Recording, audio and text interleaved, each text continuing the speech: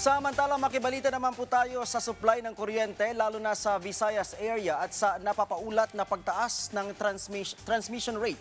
Makakausap natin sa linya ng telepono si Trish Roque, ang Public Relation Officer ng NGCP. Magandang gabi po, Ms. Trish. Si Ryan Lisigas po ito ng PTV. Magandang gabi, Ryan, at sa lahat po ng ating mga taga-subaybay. Opo, Ms. Trish, kumusta po so far yung sitwasyon ng supply ng kuryente, partikular na po dyan sa Visayas? Ngayong araw po ay muli pong nailagay sa yellow alert ang Visayas Grid, Ms. Trish.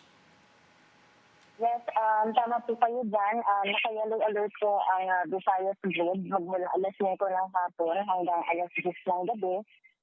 Dahil po ito halos 900 megawatts po yung unavailable sa ating Visayas Grid. Dahil hanggang ngayon po hindi pa nakakapasok yung dalawang malaking planta ng Visayas, yung PDI-1 at PDI-2. Meron pa po mga naka-emergency shutdown ng ibang planta at mataas din po ang demand sa Visayas. Ms. Trish, mga hanggang kailan mararanasan ito ng ating mga kababayan dyan sa Visayas, yung ganitong klase ng sitwasyon? Well, ito pong grid alerts po kasi natin sa Visayas ay supply driven So, ibig sabihin, kung makakabalik na itong mga plantang naka-force outage, maaari na pong bumalik sa normal yung supply sa Visayas. Right now po kasi, mga nasa end of the month pa yung tinitignan estimate na makabalik po yung mga malalaking planta ng Visayas. Ms. Trish, ilang planta po ba ngayon ang hindi gumagana na nakaka-apekto sa Visayas Grid at mga kailan yung target na makumpuni ito, Ms. Trish? Hindi po natin masasabi yung target po ng lahat ng mga planta. Pero yung doon sa dalawang malaking planta po, according doon sa nire-report nila sa NGCP, ay nasa end of the month po inaasahang makakabalik yung PDI 1 and 2 based doon sa nire-report nila sa NGCP. So right now, medyo wait lang po More than 20 plants po kasi yung naka-outright now sa Visayas for a total of almost 900 megawatts na unavailable po sa Visayas Grid. Ms. Trish, ano po yung mga alternatibong ginagawa ngayon ng NGCP kapag may ganito karaming planta, yung hindi gumagana? May iba ba bang pwedeng gawin sa ganitong sitwasyon, Ms. Trish? Well, ang NGCP po kasi kami po ay transmission service provider lamang po, no? So kami po yung mga linya na dinadaanan ng kuryente papunta po sa mga distribution utilities at electric cooperatives na siya naman po naghahatid ng kuryente sa mga bahay. So kung wala pong kuryente na ipasupply yung mga generator, wala rin po kami maihatid na kuryente.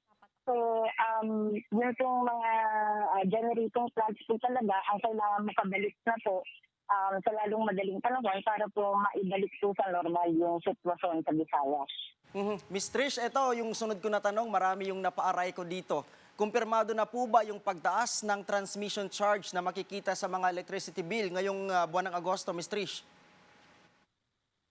Yung transmission charge naman po ay buwanan po yan na gumagalaw, no? Yan po yung regular na paggalaw po ng presyo ng transmission rate po, no, na pumapasok po sa ating electricity bill. Hindi naman po ito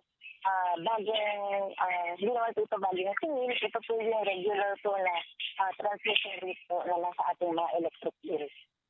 Ms. Trish, para lang dun sa ating mga kababayan na hindi masyadong pamilyar, ano po ba yung tinatawag na transmission charge at magkano yung itataas at ano ang pangunahing dahilan dito, Ms. Trish? Ang transmission charge po, ito po yung bayad para sa pagdaan ng kuryente sa mga transmission lines po ng NGCP.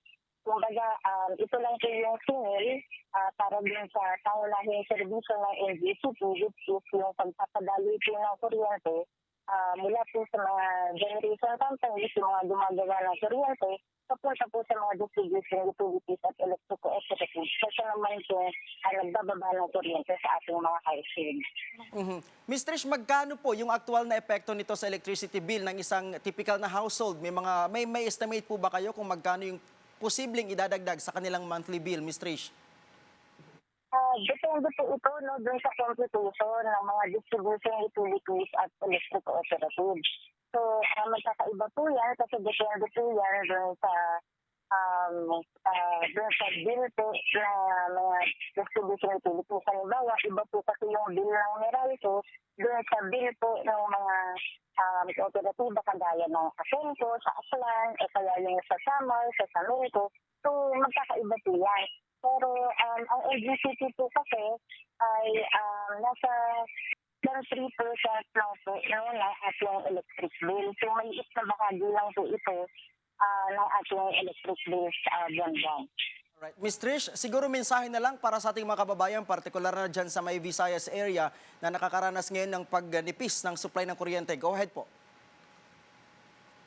Ano lang po natin, ito po yung mga yellow alert, red alert po ay bilang warning lamang po na iniisip po ng NGCP para po malaman po natin yung kalagayan po ng ating grid. So, ito rin po ay kumbaga warning din po o guide sa ating mga kababayan sa Visayas na mas maging prudent din po sa paggamit ng kuryente para naman po medyo mag-temper po yung demand at umalalay po kumbaga din sa paggamit ng kuryente.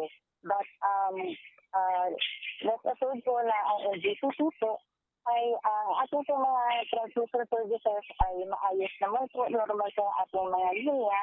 And as long as meron po supply ng galing po sa mga planta, ay kami po ay magkakatid na kuryente sa ating mga consumers. Alright, maraming salamat Ms. Trisha Roque ng NGCP. Magandang gabi po.